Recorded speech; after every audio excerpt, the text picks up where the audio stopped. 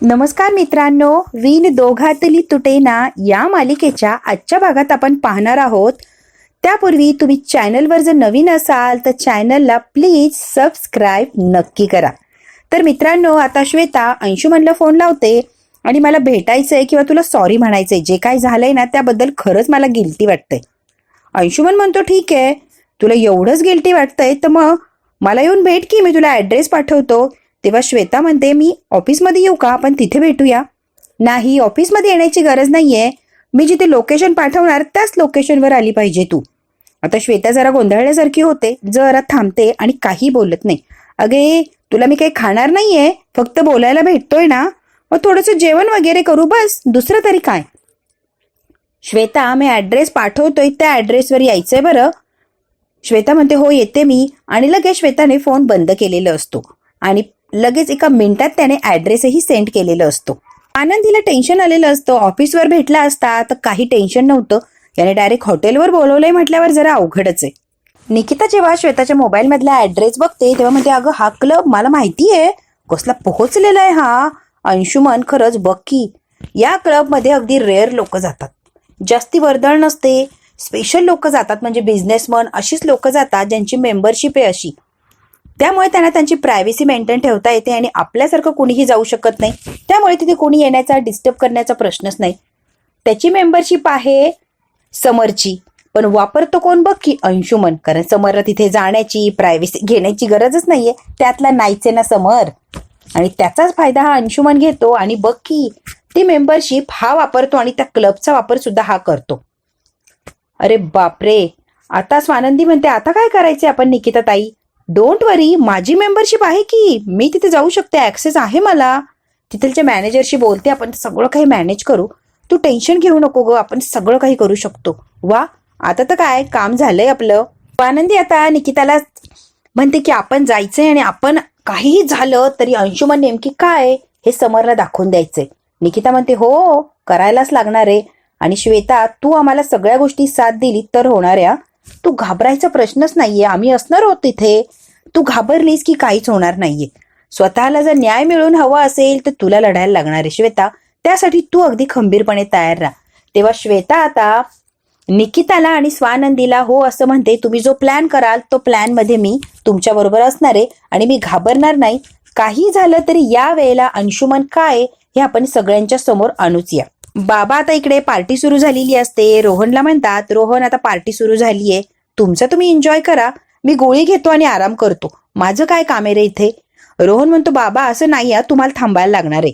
नको रे, करा तुम्ही तुमचं एन्जॉय प्लीज, मी अधिराला सांगीन, तुम्ही एन्जॉय करा. रोहन जंगी अशी पार्टी चाललेली असते, डान्स करत असतात, खाणं पिणं सगळं काही एन्जॉय करत असतात, अगदी मस्त. आता बाबा अधिराला आवाज देतात आणि जरा साईडला बोलवतात. अधिरा सुद्धा एका मिनिटात डान्स करता करता बाबांकडे आलेली असते. बाबा नेमकी काय म्हणतात, बाबाने अधिराला सांगितलेलं असतो जरा गोळी घेऊन आराम करतो. अधिरा म्हणते ओके, आणि एन्जॉय चाललेलं असतो, फुल धमाल मस्ती चाललेली असते. त्या पार्टीचं शूटिंग करत असतो आपला रोहन सुद्धा एन्जॉय करत असतो. अधिराच्या आनंदामध्ये रोहनचा आनंद असतो. रोहन आणि अधिरा डान्स करायला लागलेले असतात, खूप छान असा डान्स करतात आणि थोडेसे बाजूला आलेले असतात. एन्जॉय करतोय का, रोहन म्हणतो ऑफकोर्स, खूप छान वाटतंय अधिरा मला. रोहन म्हणतो अधिरा तुमच्यामध्ये एवढी एनर्जी येते कुठून, मी कशी आहे तुला माहितीये, आणि या सगळ्या फ्रेंड्स आधीपासून अशाच आहे. आता रोहन त्यांच्याकडे बघतो आणि हसायला लागलेलं असतो. त्या म्हणते आपण दीदीला आणि पिंटे दादाला बोलवायचं का रोहन म्हणतो हो बोलव की. हो अधिरा, पण देणार नाही म्हटले होते ना, पार्टी आवडत नाही मला, असं काही नाही. सारखं सारखं म्हटलं की पिंटे दादा येतो आणि त्याला सुद्धा आवडतं, मी कॉल करतो, तू एन्जॉय कर अधिरा. आता रोहन फोन लावणार असतो समरला आणि पार्टीसाठी या असं सांगणार असतो. तिला म्हणते मी करते म्हणजे तो माझं ऐकेल. आता इकडे समरची काहीतरी लगबग चाललेली असते, कसली तरी तयारी वगैरे असते, डेकोरेशन वगैरे ते लोक करत असतात आणि समर सगळं काही स्वतः बघत असतो, सगळं व्यवस्थित आहे का. तर आजी आलेली असते. आजी म्हणते काय रे, काही प्रोग्राम वगैरे आहे का, काय चाललंय एवढी जय्यत तयारी. आजी प्रोग्राम वगैरे नाही, सोहळा आहे सोहळा. समर सोहळा, हो आजी. माहितीये का आजी, आमच्या घरातल्या एका व्यक्तीने 1000 वेळेला पौर्णिमा बघितली आहे, त्याचं हे सेलिब्रेशन आहे. आजी म्हणते हो का, हो तिच्यासाठीच येते. आता आजी हसायला लागलेली असते. लगेच अधिराचा फोन आलेला असतो समरला. समोर उचलतो, त्याला खूप आनंद होतो. काय ग, इतकं जोरात ते गाणे वगैरे असतात, समरला काही एक ऐकायला येत नसतं. अदिरा आणि रोहन इकडनं खूप जोरात बोलत असतात, पण तिकडे समरला काहीच ऐकायला येत नाही. हे म्हणतात की तुझी वाट बघतोय, तू कधी येतोय, तुम्ही जेवण करताय, तुम्ही फिल्म बघताय, त्याला काहीच ऐकायला येत नसतं. तर रोहन म्हणतो मी जरा आवाज कमी करू का? अदिरा म्हणते ठीक आहे, मी मॅनेज करते, नको करूया आवाज कमी. अदिराच्या मैत्रिणीने रोहनला आता डान्स करायला नेलेलं असतं. आता अदिरा फोनवर बोलत असते समरशी. अदिराच्या मैत्रिणी आता आतमध्ये घेतलेलं असतं रोहनला आणि गोल असं रिंगण करून त्या डान्स करत असतात. कोणी रोहनचा हात पकडलेला असतो तर कोणी त्याच्या आसपास डान्स करत असतात. तेवढ्यात काय आता आई आलेली असते. आई सगळा काही हा तमाशा बघते की माझ्या रोहनच्या कळाने एवढ्या सगळ्या मुली. रोहनला आवाज देते, रोहन रोहन. इतकं जोरात म्युझिक चाललेलं असतं की कुणाला काहीच ऐकायला येत नसतं. तुम्ही काय करताय, कोणीतरी माझं ऐका. त्याबरोबर काय नाचताय तुम्ही सगळ्या, त्याच्यासोबत नाचू नका. ओरडून ओरडून आई सांगत असते, पण कुणाला काही ऐकायला येत नसतं किंवा तिच्याकडे कोणाचं लक्षच नसतं. ज्या बिल्डिंग मधली जी लोक असतात ते आता आरडाओरडा करायला लागतात. बापरे काय आवाज आहे, माझे कान आता दुखायला लागलेत. त्यांच्या चर्चा सुरू झालेली असते. आता एक एक करून सगळीच बिल्डिंग मधली लोक यायला लागलेली असतात. बघा की किती जोरात धान धान धान चाललंय, काही सुचत नाही हो. त्यांची चर्चा चाललेली असते. यांच्यामधून अदिरा फोनवर बोलण्यासाठी बाहेर आलेली असते. अदिरा आता बाहेर आलेली असते. अरे दादा ये ना रे, प्लीज पिंट्या दादा तू एन्जॉय कर, खूप मजा येणार आहे तुला. तुम्ही एन्जॉय करा अदिरा, मी नाही येऊ शकत. माझ्या कम्फर्ट झोन मध्येच मला मजा येते आणि मला शांतता आवडते, त्यातच खरी मजा आहे. ए पिंट्या दादा ये ना प्लीज. आता अदिराने खूप वेळा म्हटलेलं असतं, समर तिला स्पष्ट नाही असं सांगतो. समर म्हणतो ते असू दे, मी काय सांगणार आहे ते ऐक. मी तुला फोन करणारच होतो पण आत्ताच सांगतो, उद्या आजीच्या सहस्र चंद्र दर्शनाचा कार्यक्रम आहे आणि तुला यायचंय. जी 80 वर्षाची होतीये ना, 80वा वाढदिवस आहे तिचा. अदिरा म्हणते वाव, तू रोहन आणि घरच्या सगळ्यांना सांग, सगळ्यांनीच यायचंय. ओ यार राईट, आजीचा बर्थडे यार. ती रोला घेऊन येईनच, बट येणार आहे आता प्लीज, खूप मजा येते आम्हाला, ये ना प्लीज. रोहन म्हणतो नको. समोर म्हणतो नको ना बाळा, हट्ट करू, तू आणि तुझी मैत्रिणी एन्जॉय करा प्लीज, नको मला आग्रह करूस. तिचं आलो ना तर पार्टीचं वातावरण फॉर्मल होऊन जाणारा, त्यापेक्षा बेटर तुम्ही करा ना एन्जॉय प्लीज. तुमच्या पार्टीत कशाला अडथळे, सांगितलेले असतं नाही म्हणून. आणि अदिरा सुद्धा आता शांत होते. ओके फाईन, खूप तयारी बाकी आहे, चल आता उद्या भेटूया. ओके उद्या भेटूया असं म्हणते आणि अदिरा आता फोन बंद करते. तेवढ्यात अदिरा म्हणते अरे नवीन वर्षाच्या शुभेच्छा द्यायला लागल्या की इन ऍडव्हान्स. आता समोर म्हणतो तुला सुद्धा नवीन वर्षाच्या खूप खूप शुभेच्छा, थँक्यू, लव्ह यू. आता फायनली अदिराने फोन बंद केलेला असतो. आता चाललेली असते, थोडीशी पुढे जाते आणि परत माघारी येते आणि ती जी लोक असतात तिच्याविषयीच बोलत असतात, त्यांना हॅपी न्यू इयर असं करते.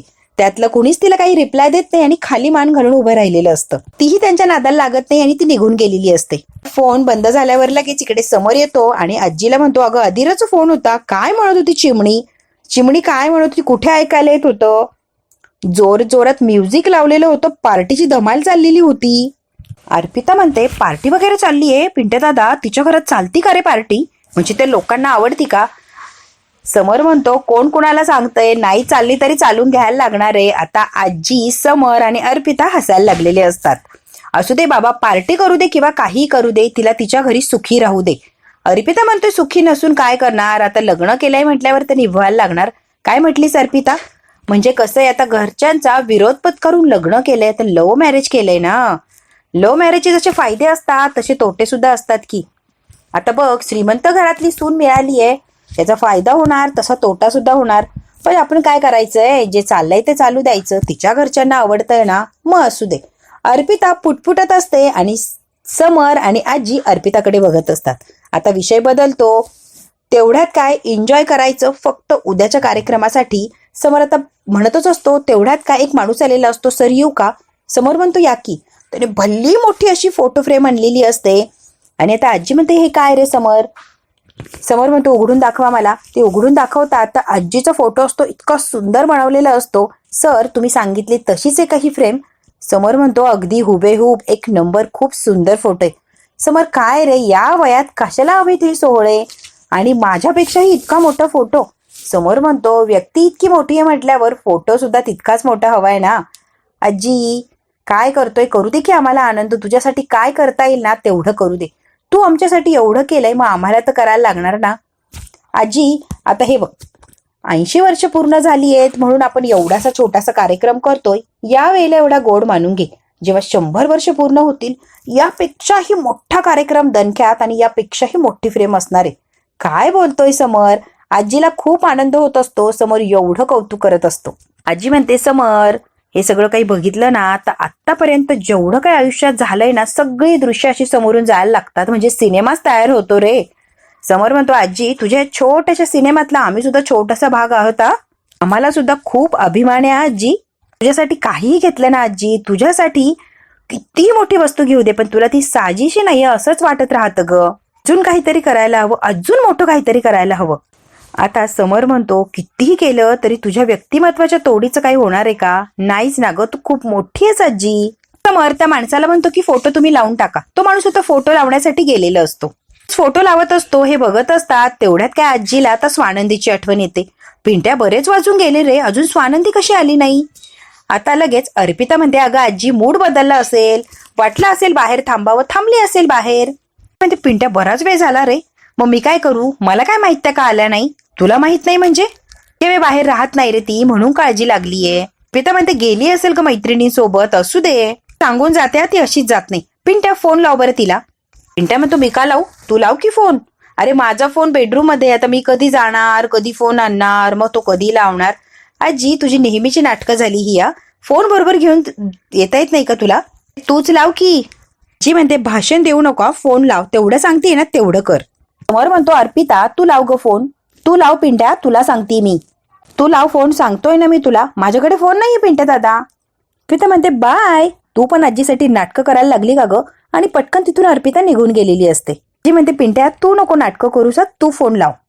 इकडे आता ह्या तिघी तयार झालेले असतात. अंशुमनला जाळ्यात अडकवायचं असतं. श्वेता, निकिता, स्वानंदी तिघीही आता त्या बरोबर क्लबमध्ये आलेले असतात. श्वेता म्हणते, मॅम आता काय करायचं? आता फोन लाव त्याला. अंशुमन ऑलरेडी तिथे आलेलाच असतो. श्वेता फोन करते. हा पटकन फोन हातात घेतो. सर मी इथं आलीये, तुम्ही कुठे आहात? रूम नंबर 209, लवकर यायचंय.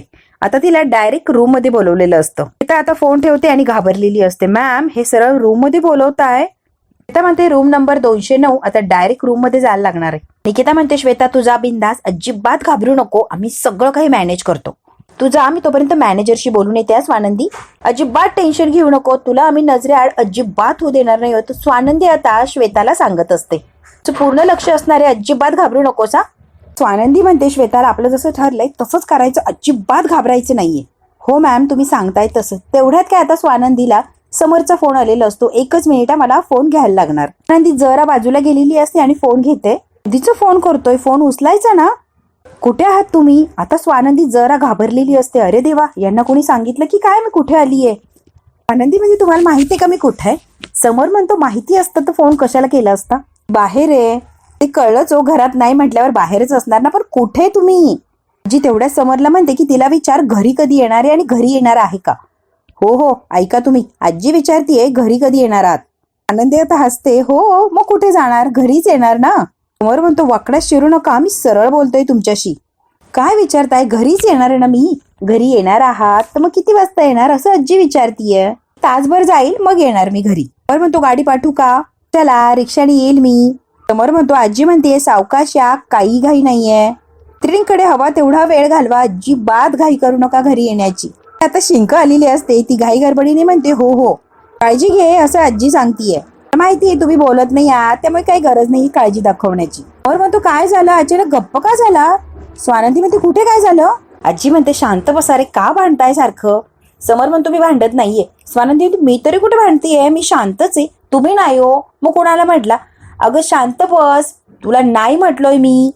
स्वानंदी म्हणते, तुम्हीच वेडे आहात, मी वेडी नाहीये. जी इकडून बोलत असते आणि समोर आजीशी बोलत असतो. स्वानंदीला असं वाटतं की तो तिच्याशीच बोलतोय. आजी म्हणते, तुला कळतंय का तू काय बोलतोयस? समोर म्हणतो, तुला कळतंय का तू काय बोलतीयस? स्वानंदी म्हणते, तुम्हाला कळतंय का तुम्ही काय बोलताय? और जोरात म्हणतो, तू जरा शांत राहा. स्वानंदी म्हणते, तुम्ही जरा शांत राहता का? I love you. समोर पटकन बोलून जातो. स्वानंदी सुद्धा आय लव्ह यू म्हणते. आता दोघांना रिअलाइज होतं भांडणामध्ये आपण काय बोलून गेलोय. आजीने बरोबर काम केलेलं असतं. दोघही आता विचारात पडतात. समोरच्या लक्षात येतं की आजीने काय केलंय. आजी तू आहे ना, तुझं काय चाललंय ग? समोर म्हणतो, 70-80 वर्षाची झाली तरी लहान मुलासारखं वागती, काय वागती कळतंय का तुला? बालिशपणा का जात नाहीये? तिला फार ऑकवर्ड झालेलं असतं. आजी आता आले असं म्हणते आणि तिथून निघालेली असते. आता मात्र समोर एकटाच राहिलेला असतो. समर म्हणतो सॉरी सॉरी, मी नाही बोललो, आजी बोलली तेवढं मी पटकन बोलून गेलो. स्वानंद म्हणते हो माहितीये मला. आणि म्हणते मी पण नाही, मी आजीलाच म्हणाले. समर म्हणतो ओके मी ठेवतोय फोन, बाय. आणि ती पटकन बाय म्हणते आणि फोन बंद करते.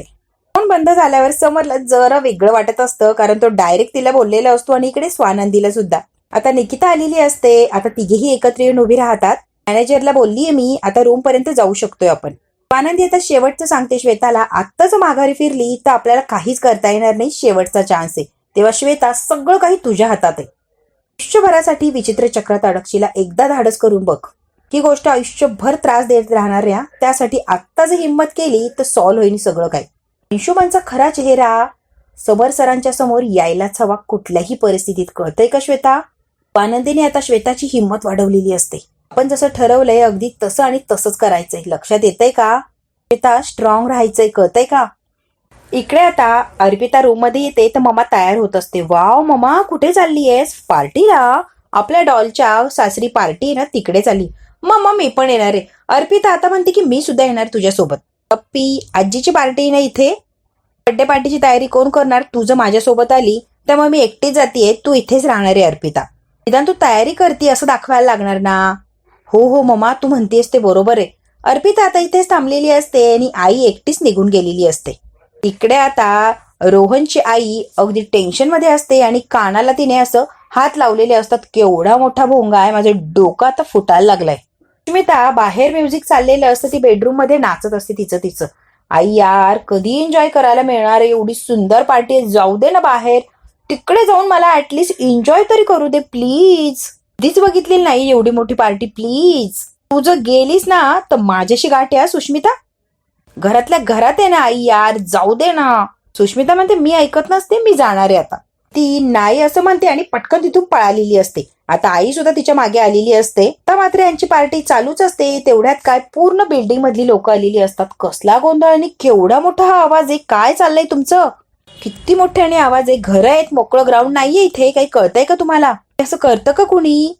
आता लगेच अदिरा म्हणते काका घरात न्यू इयरची पार्टी सेलिब्रेट करतोय आम्ही. बिल्डिंग मधली लोक काहीही बोलायला लागलेली असतात. प्रत्येकाला उत्तर देत असते अदिरा, बाहेर जाऊन पार्टी करणं बिल्डिंग मध्ये कशाला करताय तुम्ही, तर आम्हाला त्रास होतोय सगळ्या गोष्टींचा.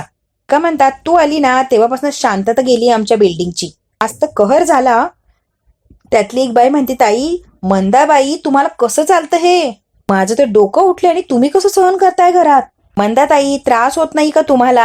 आता मंदाताई बोलायला लागलेली असते. अहो मी किती वेळा, तेवढ्यात काय मध्येच रोहन बोलतो काका काकू खरंच सॉरी या. अरे रोहन त्याला काही बोलायचं नाही या. आता मध्येच अदिरा म्हणते पार्टी माझी चालली आहे ना, फ्रेंडची सुरू आहे, त्यामुळे त्याला काही म्हणायचं नाहीये. तुझं चुकलंय, तुला कळतंय ना अदिरा.